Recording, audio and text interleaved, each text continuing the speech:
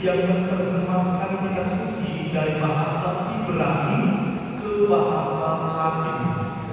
Dan terjemahan inilah yang telah menjadi sumber untuk menerjemahkan ke seluruh bahasa.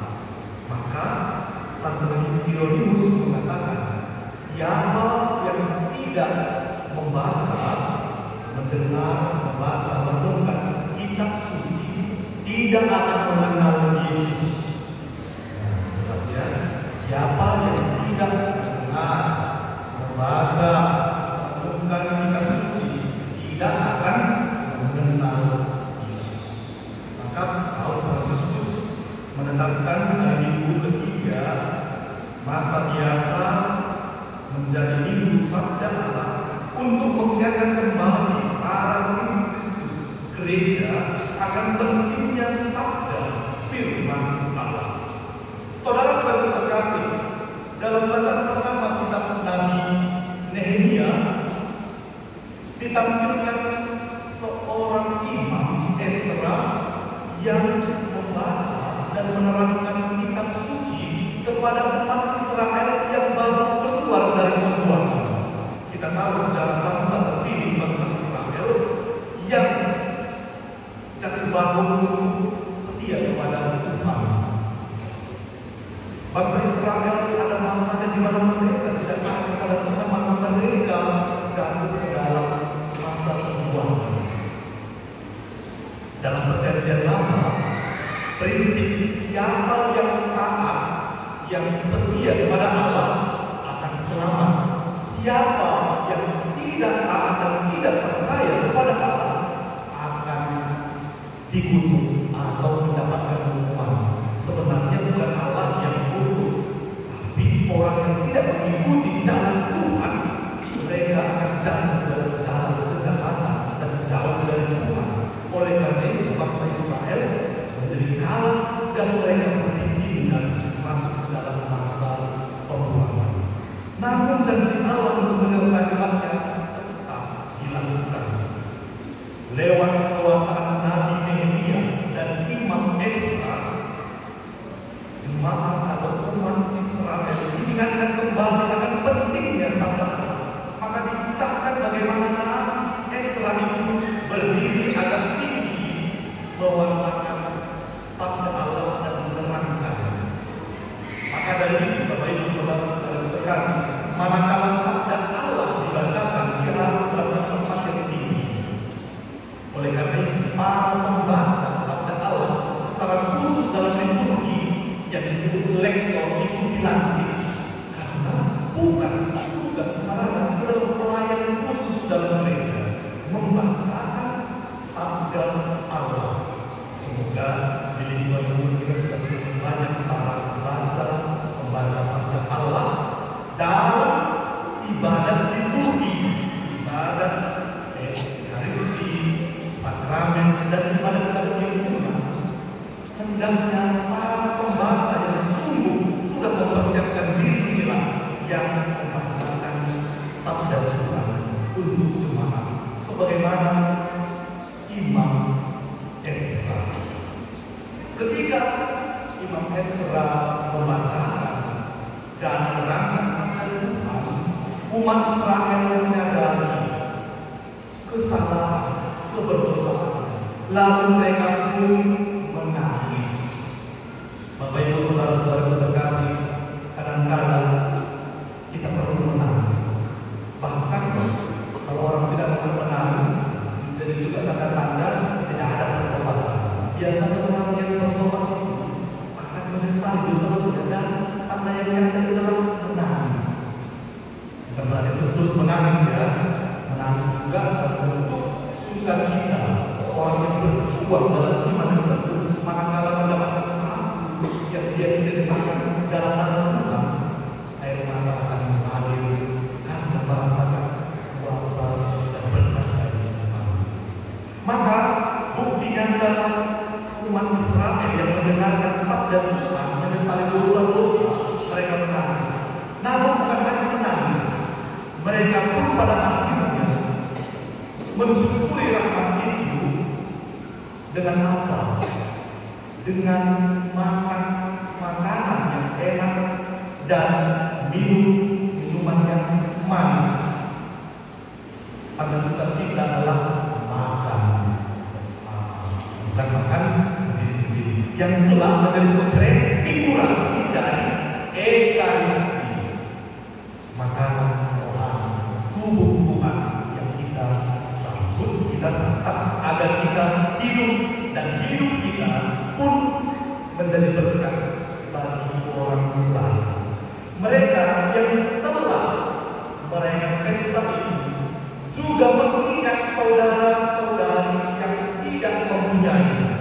Ada sangat terang dikatakan, mereka makan dan minum, tapi tidak melupakan saudara-saudari yang berkekurangan. Saudara-saudari, bacaan hari ini adalah permulaan dari Injil Lukas. Penulis Injil Lukas adalah Lukas. Menarik bagaimana Lukas menyadari bahwa dia harus mempersiapkan tulisan yang kemudian sebagai Injil ini dengan saksama, bukan sembarangan tulisan. Maka dia mengatakan, Theophilus yang mulia, banyak orang telah berusaha menyusun suatu berita tentang peristiwa Yesus Kristus. Injil berarti kabar baik, kabar sukacita tentang Kristus. Maka banyak orang mau menulis tentang berita ini, tapi tidak semua dapat menuliskannya dengan sungguh seturut ilham Roh Kudus. Maka Injil yang kita kenal dalam gereja yang sudah dikanonisasi hanya 4: Matius, Markus, Lukas, Yohanes. Namun sungguh banyak Injil. Ada Injil Maria, ada Injil Barnabas, ada Injil Andreas, dan Injil-Injil yang lainnya. Namun ini tidak menjadi kitab suci, tidak menjadi sabda Allah. Karena apa? Karena yang ditulis atas kehendaknya sendiri, bukan atas kehendak Allah, dengan pertimbangan-pertimbangan yang matang serta dorongan dari Roh Kudus sendiri. Maka Lukas dalam permulaan Injilnya, Theophilus yang mulia, Theophilus, Theos, Allah, tidak, dia sahabat. Berarti Theophilus artinya sahabat Allah yang mulia.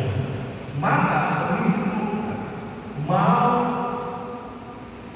menyampaikan apa yang dia tuliskan ini tentang Kristus ini kepada sahabat-sahabat Allah.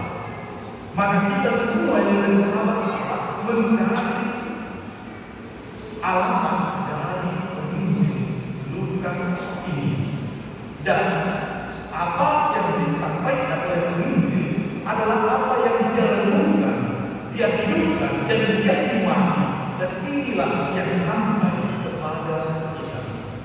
Saudara-saudari yang terkasih, Yesus kembali lagi ke kampung halamannya, Nazaret, tempat ia dibesarkan. Ia masuk ke rumah ibadah dan berdiri membaca kitab suci. Berdiri, kitab suci harus tempat yang tinggi, sabda Allah harus yang tertinggi, agar kita dapat mendengar dan dituntun olehnya. Lalu diberikan kitab Nabi Yesaya. Sungguh luar biasa, pada saat itu yang dibacakan adalah kitab Nabi Yesaya yang isinya tentang penantian akan kehadiran Mesias, Anak Allah yang hidup, yang menyelamatkan. Roh Tuhan ada pada, oleh sebab itu ia telah mengurangi aku menyampaikan kabar baik kepada orang-orang miskin, mengutus aku memberitakan pembebasan kepada orang-orang tawanan, penglihatan bagi orang-orang buta, membebaskan orang-orang yang tertindas, dan memberitakan tahun Tuhan telah datang. 5 panggilan misi pewartaan dari Mesias yang dibacakan oleh Yesus dari kitab Nabi Yesaya adalah dirinya sendiri yang hadir, yang menjadi pemenuhan atas penantian bangsa Maka Yesus mengatakan, pada hari itu juga genaplah naskah. Pada hari itu genap terpenuhi apa yang dinantikan oleh bangsa Israel, seorang penyelamat, yakni Yesus Kristus. Bapak Ibu, saudara-saudari terkasih, mata semua orang tertuju kepadanya. Nabi Esra ketika membacakan firman Tuhan, mata mereka semua tertuju kepadanya. Bapak Ibu, saudara-saudariku, apakah semua kita sedang mendengarkan sabda Tuhan tertuju kepada saya pada saat ini? Tentu ada yang kemana matanya, kemana pikirannya. Tidak apa-apa kemana-mana mata kita, tapi yang terpenting hati kita harus tertuju kepada sabda Allah.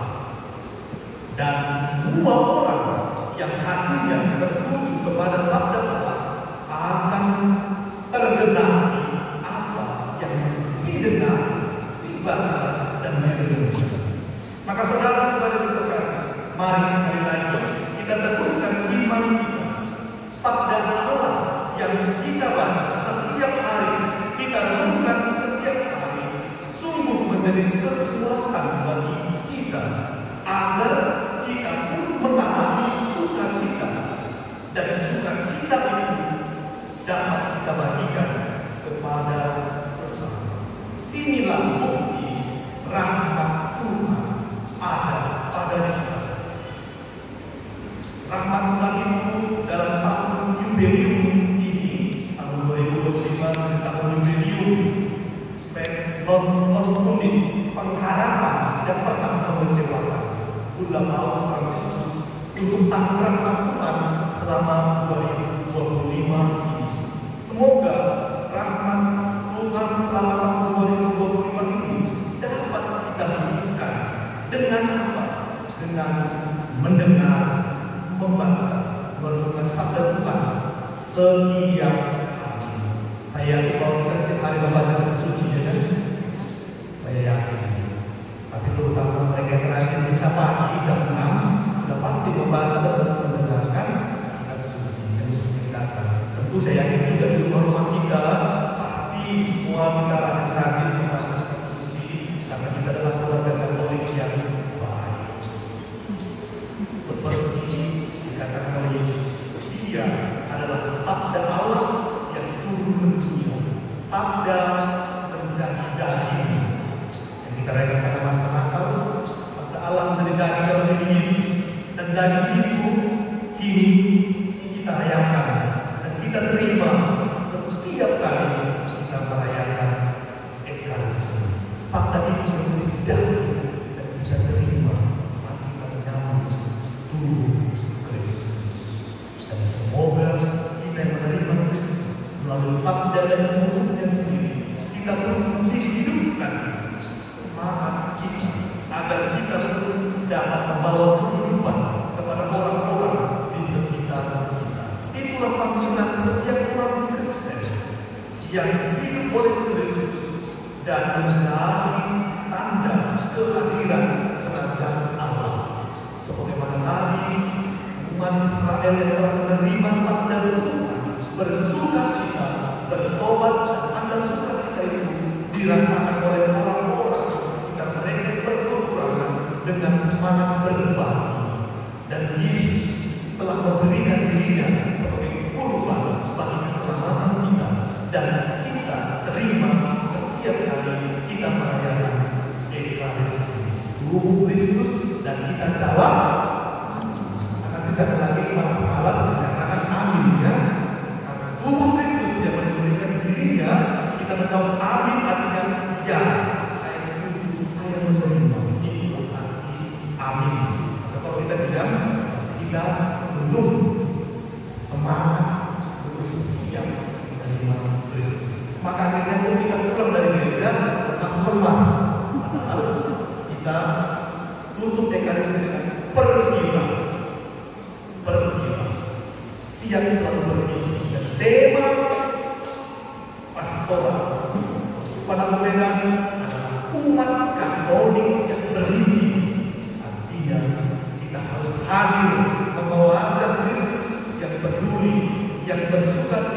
yang membawa harapan dan kehidupan. Manakala kita sudah berbuat baik, kita sebenarnya sudah bermisi sebagai seorang Katolik yang baik. Maka hiduplah dari firman Tuhan yang kita baca setiap hari, dan lebih lagi lewat tubuhnya yang kita terima setiap kali kita merayakan Ekaristi. Maka sebuah yang baik kita renungkan firman di dalam hatiku terang bagi jalanku, waktu bimbang dan hilang jalanku, tetaplah di sisiku dan takkan ku takut karena kau di dekatku, besertaku selamanya. Tuhan itu selalu beserta kita. Setiap kali kita merenungkan membahas firman yang akan menunjukkan jalan terbaik bagi kita, karena jalan Tuhan adalah jalan yang terbaik. Walaupun kita sudah memikirkan jalan dengan seluruh kemampuan kita, tapi pikiran kehebatan manusia terbatas.